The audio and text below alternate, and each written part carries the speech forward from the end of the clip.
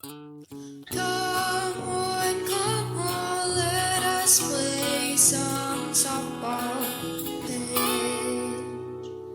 Welcome to Everything Fast Pitch and another edition of our mini pods. This summer, we're carrying on a conversation about trends that we're seeing, things that we like and things that maybe we don't like in the college game that are also translating into the travel ball world and the school ball world. We talked a little bit about pitch counts last time. Something else that I wanted to talk about, because this has become a real talking point and a real trend, something that I think is being talked about a lot, but might not necessarily be understood or really being analyzed in a logical way. So the idea of a pitching staff versus an ace pitcher. Now, again, don't get me wrong. When we know you've got to play a bunch of games, when you're going to play in a tournament and the games stack up, and we've got to play a whole bunch of games in a relatively condensed period of time, we definitely need a pitching staff. We need enough depth. We need enough numbers that we can get through a tournament, get through a weekend, get through a season, and not have to wear any of our pitchers out. So the idea of having enough depth to make sure that your pitchers don't get overworked is a no-brainer. That's not something that we're here to discuss. But what I am here to discuss is the idea of making sure that you choose when and where and how to best use that staff to give you the best chance at success. Now, obviously, some games feel like they're more important than others. You get down towards the end of the tournament, winning the championship feels really important. You get down towards the end of the season, winning your conference championship feels really important. But the reality of it is, let's say in a school ball setting or a college setting, games that you play in the first month of the season or the second month of the season do still have just as much value in the standings and do have just as much meaning in your record as the games coming down the stretch, maybe that last month of the season or so. If you're in a travel ball tournament, obviously winning the championship game is the most important game of the day, but making sure we win the second game or the third game or the fourth game in the bracket to make sure that we get to advance to the championship game is also a big part of the process. One of the things that I keep seeing in all these different settings is coaches that are so convinced they need to use their whole staff that it's leading them to making decisions that I don't think necessarily set them up to get to the final hurdle that they're looking for. If we lose our first game in the bracket because we're pitching our number 3 pitcher because we think we can get away with it, or we think that it's her turn to pitch, or we think that we need to make sure that she gets some innings so that our star pitcher doesn't have to take the innings, I think we're setting ourselves up for a whole lot of disappointment at different times.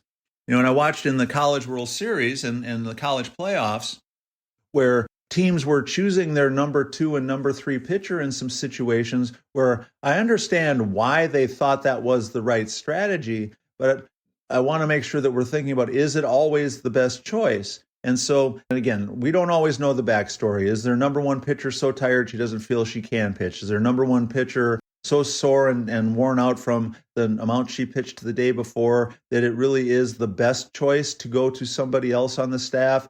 Some of that stuff we're never going to know.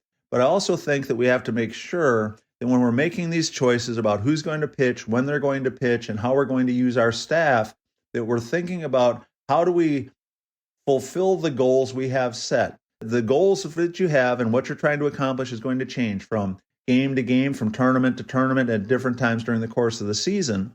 But ultimately, we want to make sure that we're thinking about all this stuff when we're putting that pitching staff together, and we're thinking about how we're going to use that staff to best manage our success over the long haul and the short term. And again, that's the balancing act. Is it better for us to lose a game today to be more prepared for something that might be a little bit more important on down the road? Is it okay for us to let that pitcher get more experience today, or let somebody else pitch in a big game so we know how they'll handle it later on in case we need them?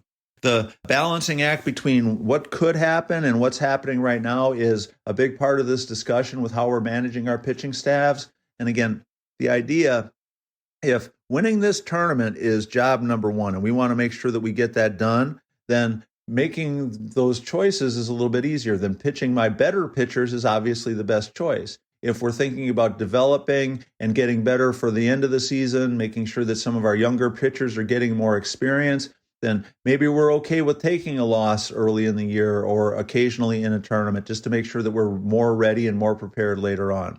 So the idea of just having a staff and having a lot of arms to pitch being a strength is only a strength if we're using it logically and if we're only making decisions that are going to give us the best opportunity for success.